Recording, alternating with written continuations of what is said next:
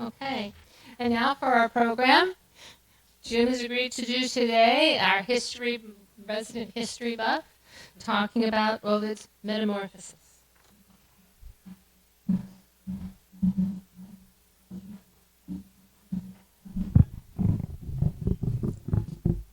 Okay, good morning, everybody. Thanks for coming. So today I am going to talk about the works of the Roman poet Ovid. His full name was Publius Ovidius Naso, and he would have been known as Naso to his friends and family while he was alive. We refer to him today as Ovid. That's kind of like calling someone by their last name, like Shakespeare. But Ovid was born around 43 BC and died around 17 or 18 AD. And you can kind of place him historically by those dates. One thing that occurred to me is it's at least chronologically possible that he could have met Jesus if he'd been in the right place at the right time, but there's no record of any such thing. However, he was born just after the death of Julius Caesar, so the memory of Caesar would have been fresh in the minds of everyone while he was alive, and he lived the prime of his life and his career during the reign of Augustus Caesar. And he absolutely did interact with Augustus, and it wasn't a very pleasant interaction. If I have time, I can share some of that with you, but I want to concentrate more on his literary career. So, Ovid's family, when he was young, they wanted him to practice law. And so he studied the Roman techniques of rhetoric and ovation that were commonly taught and respected at the time. He also would have studied the works of the Greek philosophers, which were a few hundred years old, but widely known in educated Roman society. So he would have been familiar with Socrates, Plato, Aristotle, maybe even my old buddy Epicurus. But as he grew and learned all of these things, he found that he had more of an affinity for humorous verse and love poetry than for legal oration or didactic poetry. And so while his parents may have been telling him the Roman equivalent of get a haircut and a real job, he was writing romantic verse, erotic verse. The first major work that he published was called the Heroides, and it was a set of love poems which were written from the perspective, they were written to the heroes of ancient legend from the perspective of the women that they left behind. And they were basically love letters from these women to their heroes. And this did well, so his next major work was called the Ars Amatoria, which translates to the art of love. And he wrote this, it was sort of a satire, a parody of the ancient Greek didactic writings like Aristotle. And those writings were about very serious topics such as how to be a good citizen, how to be a good leader, how to build the ideal society. And Ovid wrote Ars Amatoria saying, I'm going to tell you how to be a good lover. And this work encompassed 3 volumes. The first 2 were advice to men on how to attract and keep a woman, and the third was to women from the other perspective. He seemed to be very empathetic towards women. He wrote a lot, although it was satire and humor, but it was good-natured humor. And some of the things that he wrote in The Art of Love are things that would sound pretty familiar to us today. Times may have changed, but people haven't. Some of the things he said to men were, the first piece of advice was go to the right places, go where the women are going to be. Places like the forum, like the spectacles in the arena, like triumphal parades. And he said that's where the women are going to see and to be seen. And, that phrase, to see and be seen, we still see it today. And, when people are talking about these big public events, and I don't know if Ovid was the first to use it, but he said it in Latin, of course, and still comes down to us today. He also said, once you've got the attention of these women, write them some persuasive letters. And he advised, don't be too flowery, don't be too corny, be yourself, make your intentions clear, and present yourself as somebody interesting. And he also mentioned that grooming was important. He said, the heroes of old were these big, burly, club-carrying guys who were stomping around through the wilderness hunting monsters, but that's not the way we are today. We are modern Romans. And so as modern Romans, we ought to wear clothes that flatter us. We ought to take care of our hair and our faces and our teeth and make ourselves look presentable. So nothing to argue with 2,000 years later about that. And so after the first two books, he wrote the third book saying, okay, ladies, I've told the men about how to get your attention. It's only fair that I give you some advice about attracting and keeping a man. And, one of the things that he said was that women should be elegant, they should be well-spoken, well-read. He said, not every woman is given gifts of great beauty, but anyone can comport themselves and become the kind of person that will turn men's heads just by the way you act and the things you say. And he also advised playing a little hard to get. He said, don't give in to the attention of men as soon as they express an interest in you. Make them work a little bit for your affection. And this book did very well. It was quite well received. I don't know if it made him wealthy, but it certainly made him well-known and popular, and so he was able to make a living off of this writing. So after publishing this book, he did what many successful authors, both then and now, like to do. He wrote a sequel. And the sequel was called Remedia Amoris, which translates to The Cure for Love. And this one was, as you may have guessed, about what happens when you fall out of love, or your lover falls out of love with you, how to deal with the breakup and get on with your life. And once again, his advice was pretty good. He suggested finding things to distract yourself. He said, work, of course, is a good way to do that. You pay so much attention to your work that you don't have time to pine for your lover. He also recommended travel as a good distraction. Go to new places, meet new people, learn new things. And one that I really had to chuckle at was he said it's best during these times to avoid wine and love poetry. And yeah, I can relate. If you're going through a bad breakup, then getting drunk and listening to love songs is pretty much the worst thing you can do. So, Ovid was right then, he's right now.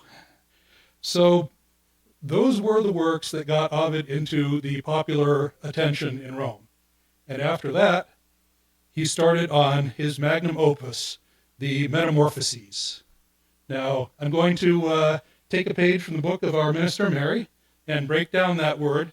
Metamorphosis comes from Greek roots, and meta means beyond, and morphos means form. So it translates directly to the Latin-derived word transformation. So, and again, trans is across or beyond, and forma is where we get our English word form. So metamorphosis or transformation is moving beyond your current form to something different. And that was something that all of the stories in this book had in common. Now, the idea behind Metamorphoses was that it was to be what he called a perpetuum carmen, which translates to universal song or universal poem. So it's a poetic work that spans the entire history of the universe from the earliest mythological creation right up until the present day. The final work is about the apotheosis, or transformation into a god, of Julius Caesar. And it's a very long work. There are over 200 stories, which are divided into 15 books. A book being not like novel length, but the whole book itself is pretty thick. There's about 11,000 lines of poetry in there. And I will admit I have not read the entire thing myself, but many of the interpretations of Greco-Roman myths that we know today come to us through Ovid. His were some of the most popular. Now, I mentioned that the theme of transformation is common to all of these stories. However, I would say that there is another theme that is equally, if not more important. And as you may have guessed from hearing about his previous works, that theme is love. And all of these stories, in one way or another, can be considered love stories. In some cases, they are mutual love. In some cases, unrequited love. In some cases, lust as an excuse for love. You know the stories of the gods in those days. They were pretty lustful folks. But one of the things that Ovid did in order to tie this all together was he sort of reinvented the character of Cupid.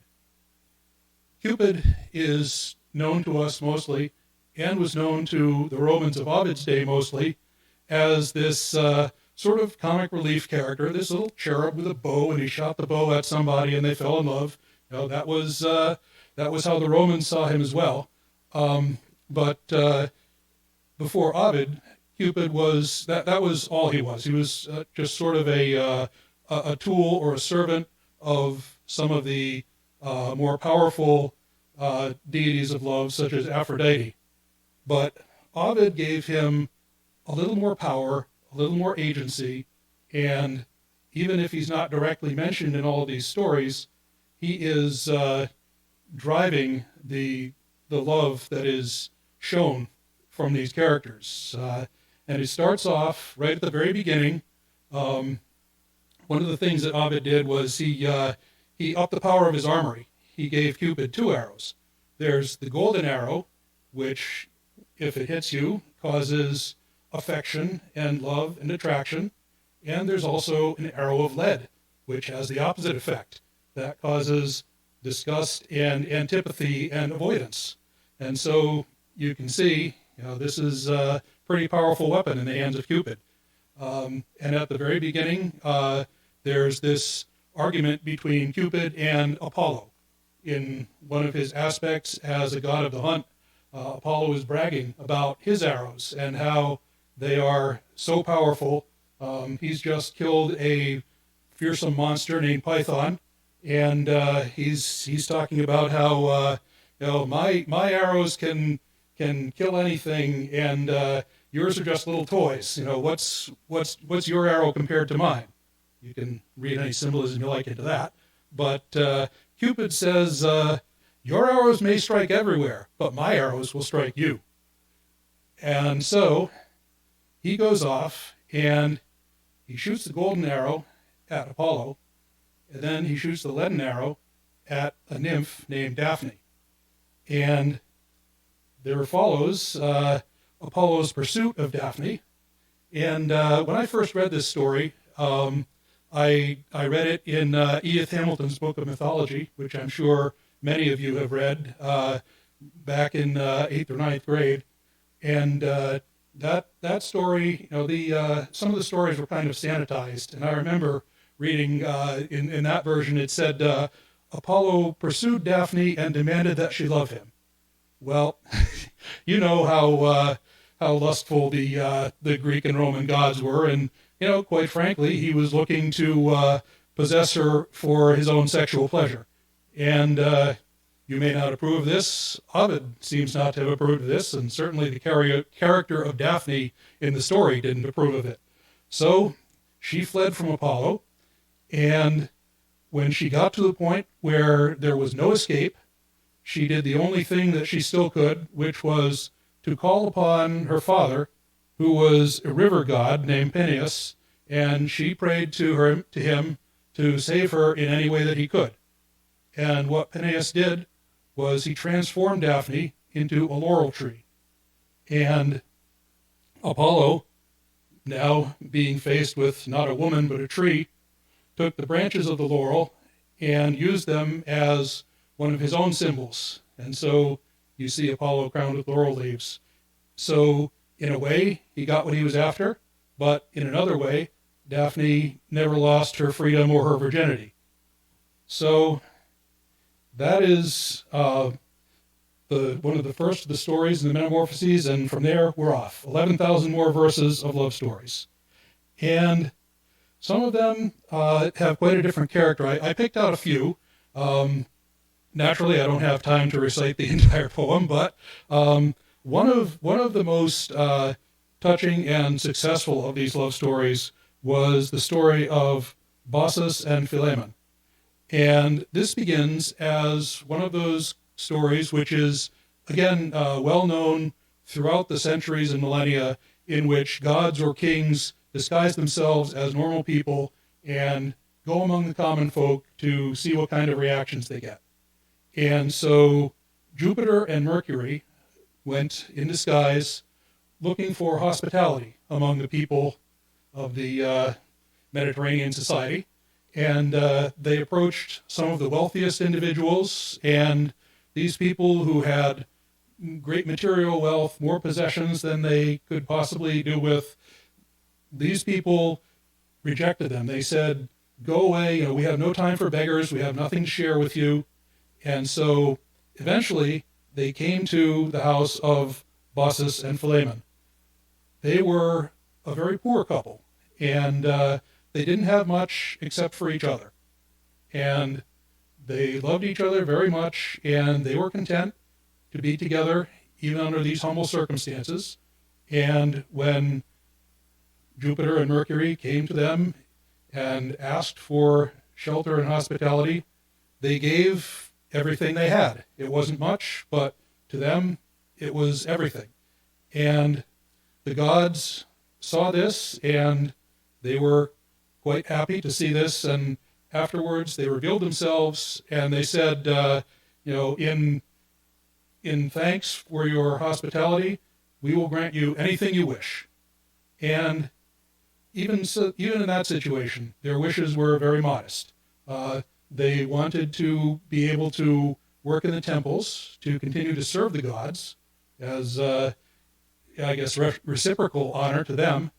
And they also wished that when the time came for them to die, they would die at the same moment, so that neither one of them would ever have to live without the other. And so the gods granted these wishes, and they lived long and quietly happy lives in the temple, serving Jupiter and Mercury. And at the time of their death, they both died simultaneously, and the gods changed them into two trees, an oak tree and a lime tree, but not two separate trees.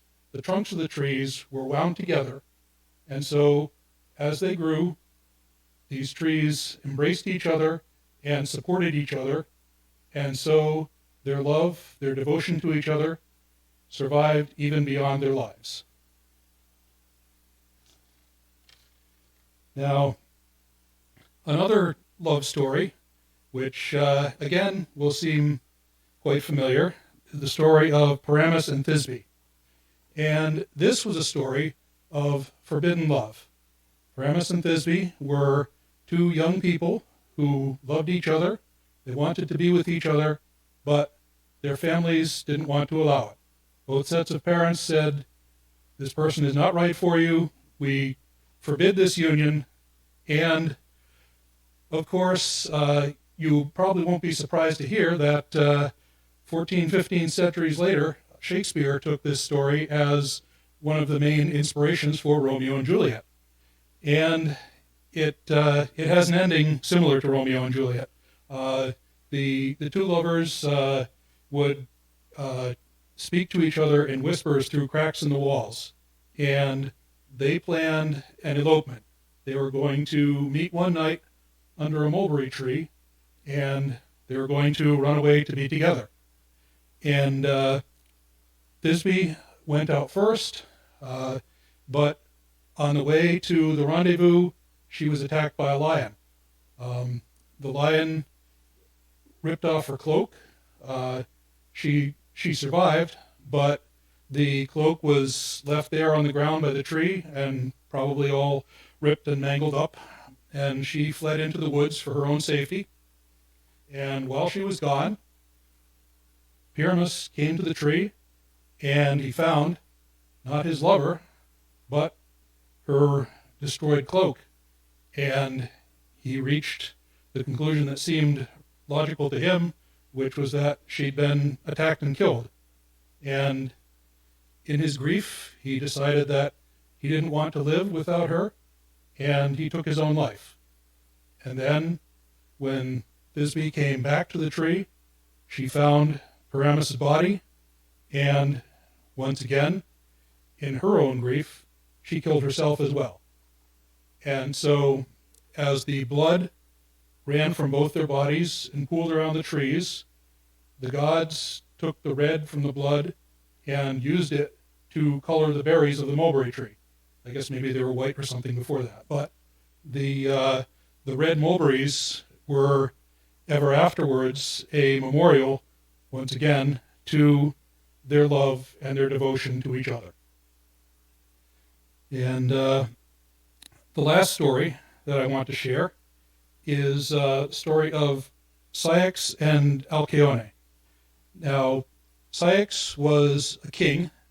He was also a sailor, and Alcyone was his beloved wife. And so he would make journeys out on the sea, and Alcyone would wait for him to return on the shore. And on one of these journeys, sadly, he ran into a great storm. His ship was capsized, and everyone aboard drowned.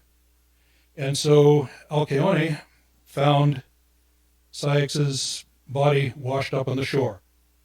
And once again, in her grief, she tried to drown herself. But the gods, seeing this, decided to have mercy on both of them. And they transformed Alcyone and her late husband, Ceyx, into birds, specifically the kingfisher birds. And they were allowed to live out their lives together as birds, and Ceyx would continue to go out to sea and bring back fish. And Alcyone, while she was sitting on the nest and hatching her eggs or raising her chicks, the sea would remain calm so that Ceyx would be safe and would be able to have his successful journeys and return alive again. And that name, which in ancient Greek was something like Alcyone, over the centuries and millennia has been transformed into Halcyon. And you may have heard of the phrase halcyon days. Some people think of this as a sort of lost golden age, but the original meaning of halcyon days was a time of calm, a time of safety, a time when you didn't have to worry about any dangerous surprises coming to you from nature or from other sources. So we've got these stories, and as I said, there are many other stories, and there are many directions in which I could have taken this, but I wanted to try to tie these themes together, the themes of transformation and love, because all of us in our lives, we go through transformations ourselves. We see people that we know and love also going through transformations. We might be trying to transform into a better version of ourselves or a different version of ourselves. We might be trying to help someone else make a transformation. Or, as many of us did yesterday, we might decide to get together, go out there and try to transform society as a whole. And what Ovid was saying is that these transformations have the best effect and the most lasting effect when they are done with love. They may not always come to a happy ending. As you saw from some of these stories, they occasionally come to a tragic ending.